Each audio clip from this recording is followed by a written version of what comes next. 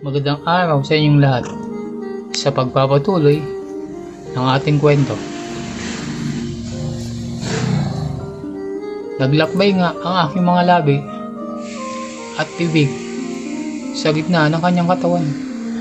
Palakas ng palakas ang pagbulong ni Gina. Hindi na nakaya kung kaya't halos pasigaw na ang kanyang ginagawa. Sumibol ang katas at likido na yun. Mainit at matamis. Tila walang katapusan, pati ang panginginig ng kanyang katawan. Ako naman ay nilinok ko ang lahat. Hinigop hanggang masimot nang walang masayang.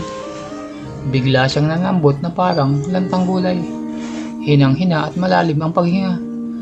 Ngunit di ko natin tanan ang ginagawa kong pagpapasarap.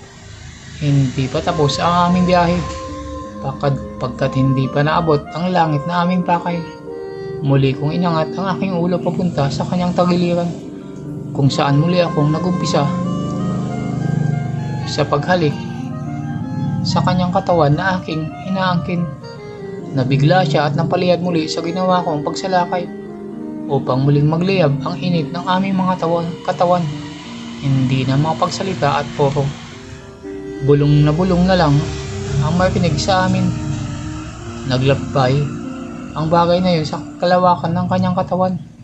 Pinilit simsimin lahat ng natitirang bango ng kanyang pagkababae, at nang mapupwesto ako para maisakatuparan ang aming pagtatalik, walang dalawang isip kong pinasok ang kuweba ng ligaya. Marahan sa umpisa, dala ng sikip ng lagusang aking tinatahak. Sa sobrang sikip ay halos bumabaluktot na ang aking sundalo, na lalo pang nagdagdag sa aking makamundong pagnanais. Isang malakas na sulong ay bumao ng husto, sabay di na mapigilang mapasigaw ng aray. Hindi ko na pinansin ang sakit na nabigay ko sa kanya. Sa tindi ng publiko, taglay sa mga sandaling iyon, o yung sulong hanggang sa naramdaman kong malapit nang magpaputok ng bulkan. Parang bulkan na nag-uumapaw sa pagsabog ng napakainit na likido mula sa kailaliman ng aking pagkatao. Nanatili ako sa pagkapatong kay Gina hanggang sa humupa na ang init na di napigilan. Doon ko lamang naisip ang sakit na naidulot ko sa aking katalik. Okay ka lang ba, Gina? Marahan kong tanong sa kanya. Hindi siya umimik, at naisip ko baka nasaktan siya ng labis, kung kaya't may galit siya sa akin. Dahan-dahan akong tumayo at pupumabang alis na. Ngunit bigla kong narinig ang kanyang tinig. May luha pa ang kanyang boses, pero walang galit na sinabi. Dito ka muna. Ayokong mag-isa. Mamaya ka na umalis. Di pa naman babalik agad ang tita mo. Okay ka lang ba? Sorry kung nasaktan kita, pero ganyan talaga sa umpisa. Huwag kang mag-alala. Okay na yan sa susunod. Patahan kong sabi sa kanya. Nag-usap kami hanggang sa makatulog kaming dalawa. Nagising ako at pagtingin ko sa relo ay mag-aalas 5 na ng hapon. Dali-dali akong nagsalang ng sinaing. Sa tansya ko ay pabalik na si tita galing Marikina. Mabilis din akong naligo, at pagkatapos ay sinilip ko muli si Gina sa kanyang kwarto. Masakit daw ang kanyang harapan at pati na ang kanyang buong katawan. Sabi ko naman ay ako na ang bahala, basta matulog na lang siya. Bago ko sinara ang pintuan ay hinalikan ko siya, at kung di ko lang napigilan, malamang ay sisipingan ko na naman. Dumating si tita at David sa bandang alas 6 ng gabi. Saan si Gina? Tanong sa akin ni tita. May sakit po ata. Nasa kwarto po niya at nakahiga. Sagot ko naman. Teka, baka na paano na yun?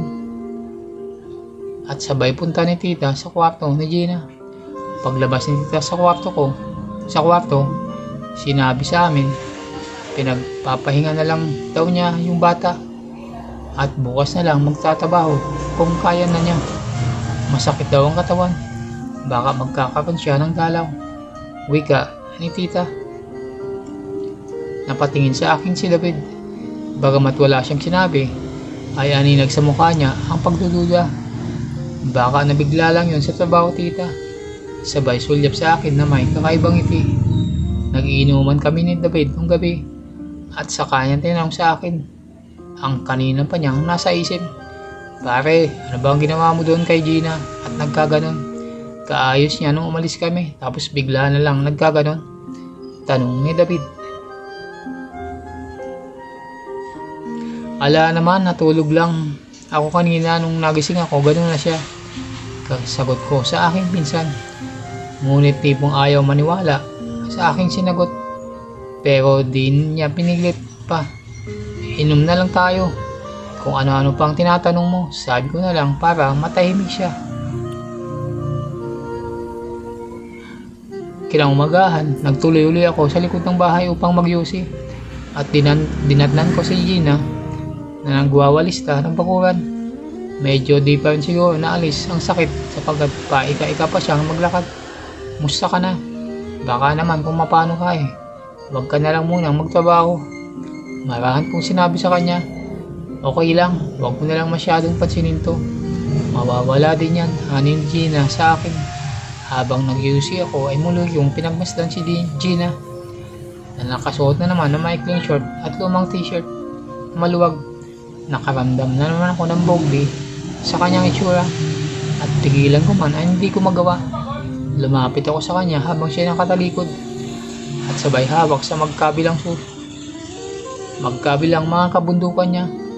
Hinalikan ko ang kanyang batok. Ganda talaga ng katawan mo, Gina. Nakakaloko.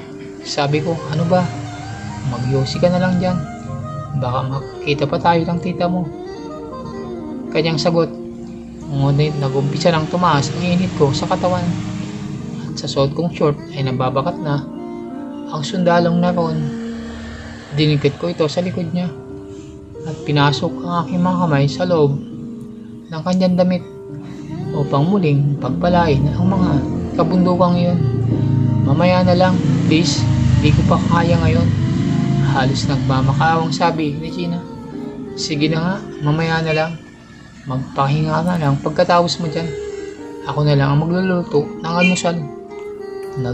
Nagyayang magbilyar si David. At pagkatapos ay nagpunta kami sa una namin pinuntahan na bar.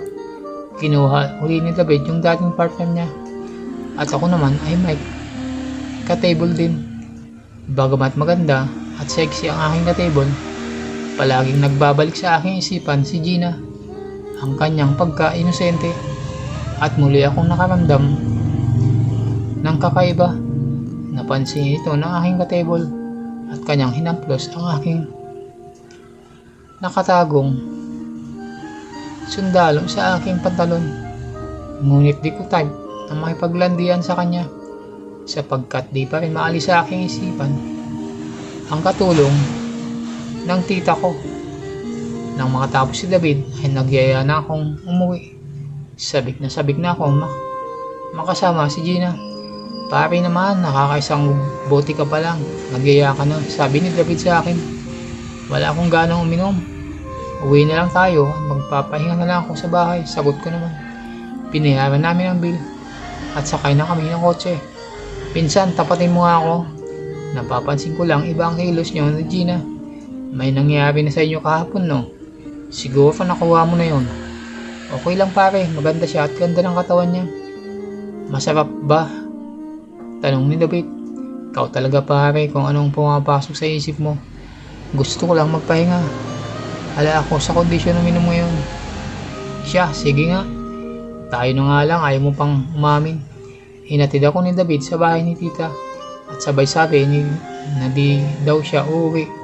May pupuntahan ba daw? Maingat akong pumasok sa bahay ni tita. At aking sinilip kung tulog na si tita. Mahirap na, baka matiklo pa ako. Nang makita kong tulog na si tita, agad akong nagutungo sa kwarto ni Gina. Hindi nakalak ang kanyang pinto. Parang talagang naghihintay sa aking pagdalaw. Dahan-dahan akong pumasok at sa bahagyang liwalag na dulot ng ilaw sa labas, Naninag ko na nakahiga na siya at mahimbing ang tulog. Pumunta ako sa tabi ng kama at pinagmasdan ko ang dilag.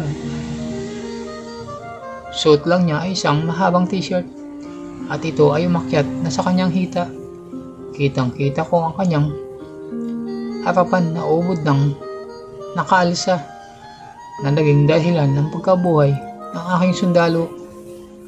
Ang sarap mo, isip ko sa sarili ko, habang bakasyon ay sasamantalahin ko ang pagkakataon. Tinabayan ko si Gina at nagumpisang umalik sa kanyang labi habang ang isang kamay ko naman ay humahaplos sa kanyang bilugang hita. Gumalaw ang kanyang mga kamay, lumayakap sa akin ng mahigpit. Siniil ko siya ng halik, parang pag-inom sa malamig na tubig pagkatapos maglakbay sa kalawakan ng disyerto. Uhaw na uhaw ako sa kanya. Walang katinuan ang pagnanasa. Nagising siya pero di na makuhang magsalita. May nilunod ko sa mga mapupusok na halik na aking binibigay. Tinaas ko ang suot kong damit at hinaplos ang balbol ko sa dibdib. Parang naninikip ang aking pantalon. Nasasakal ang aking sundalo, kung kaya't dali-dali ko itong tinanggal. Kinuha ko ang kanyang kamay at dinala sa aking galit na sundalo. Namangha si Gina sa kanyang nahawakan. Ganyan pala yan, parang ang init at sobrang tigas. Hinawakan ko ang dulo ng kanyang suot at hinatak pataas. Hinangat niya ng bahagya ang kanyang likod upang mahubad ito ng husto. Hinalikan ko siya pakuha mula labi, leeg hanggang sa dumating ako sa kanyang mga malamansanas na kabundukan. At habang hinihigop ko yun, ay pinagpapala naman ng kanan ko ang kanang bundok. Hanggang dito na lang muna ang ating kwento. Kung nagustuhan nyo ang kwento sa araw na to, ay huwag kalimutan mag-subscribe, like at comment para updated kayo sa susunod pang mga videos. Hanggang sa muli, maraming salamat.